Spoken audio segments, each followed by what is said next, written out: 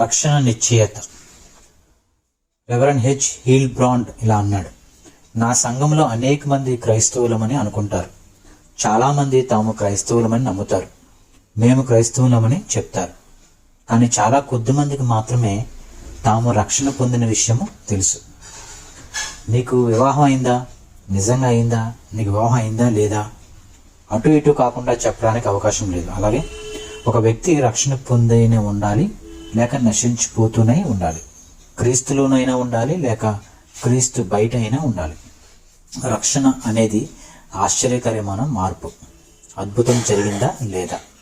మనం క్రీస్తులో ఉంటే మనము సంపూర్ణ రక్షణ గురించిన నిశ్చయత కలిగి ఉండాల్సిందే. రక్షణ నిశ్చయత అంటే ఏంటి? Assurance of salvation. రక్షణ నిశ్చయత అంటే మనం రక్షణ పొందామని, ఒకవేళ ఇప్పుడు చనిపోతే వెంటనే పరలోకం వెళ్తామని నమ్ముట.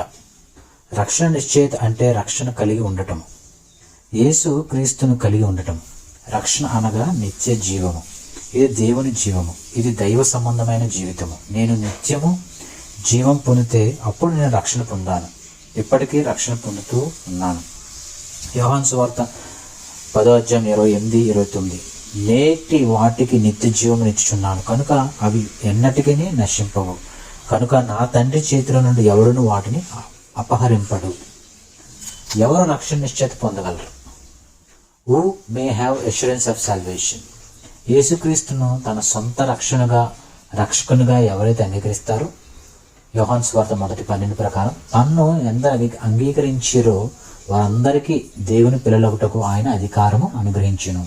యేసుక్రీస్తునందు విశ్వాసముంచిన వారికి యోహాను సువార్త 3:16 విశ్వాసముంచు ప్రతివాడు నశింపగా నిత్య జీవం పొందినట్లు అని చూస్తాం.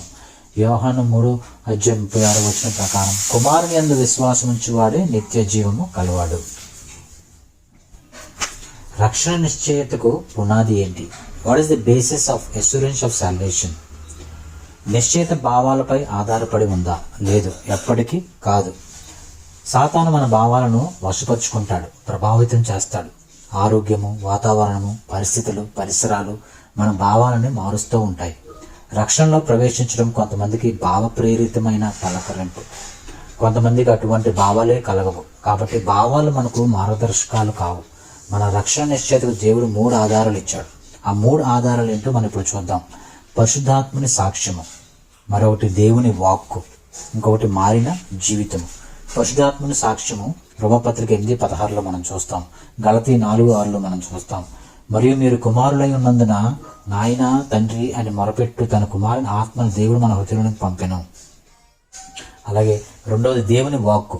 తరచుగా పరిశుద్ధాత్మ దేవుని వాక్కు ద్వారా సాక్ష్యం ఇస్తాడు. 1 యోహాను 5:10 ప్రకారం దేవుని కుమారుని యందు విశ్వాసం ఉంచేవాడు తనలో తానే సాక్ష్యమును కలిగి ఉన్నాడు. అలాగే 1 యోహాను 5:13.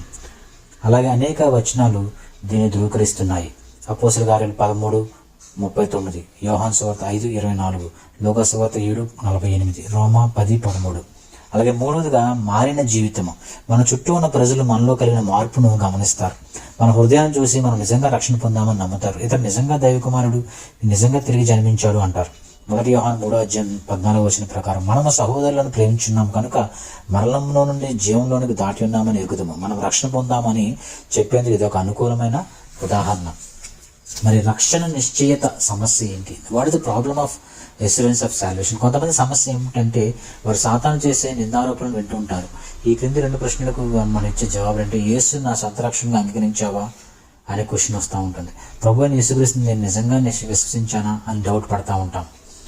రక్షణ నిశ్చయతకు ఆటంకాలు ఏంటి? What are the hindrances of an assurance of salvation? ఏంటి ఆటంకాలు? ఏంటంటే దేవుని వాక్కును మనం నమ్మకపోవడం. నేను నిజంగా రక్షణ పొందితే అప్పుడు నేను ప్రార్థిస్తాను, దేవుడు నా విశ్వాసాన్ని వృద్ధి చేస్తాడు.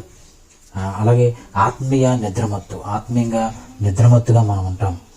జాన్ బన్యన్ రాసిన యాత్రికుని ప్రయాణం అనే గ్రంథంలో క్రైస్తవుడు నిద్రపోయాడు, తన బాధ్యతను మర్చిపోయాడు. తరచుగా క్రైస్తవులు నిద్రపోతూ ఉంటారు. వారి సంతోషాన్ని, రక్షణ నిశ్చయతను పోగొట్టుకుంటూ ఉంటారు.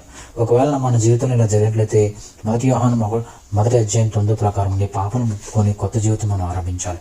లోక సంబంధమైన జీవితం మరొకటి మనకి అష్యూరెన్స్ ఆఫ్ సాల్వేషన్కి ఆటంకంగా ఉంటుంది. లోకం మీద ప్రేమ ఎక్కువ కలిగి ఉండడం వల్ల మనం ప్రార్థన లోపము కలుగుతుంది, దేవుని వాక్కు పట్ల శ్రద్ధ లేకుండా పోతుంది.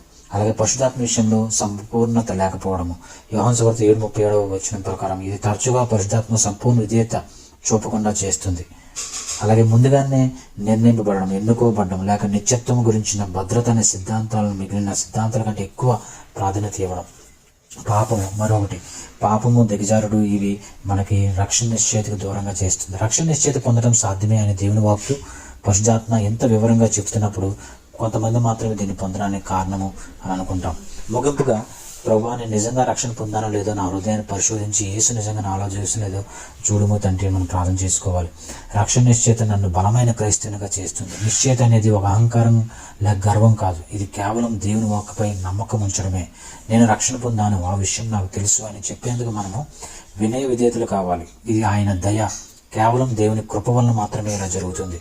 ఆయన నాకు కాపరి, దేవుడే నన్ను పరలోకానికి నడిపిస్తాడు అని మనం నమ్మాలి.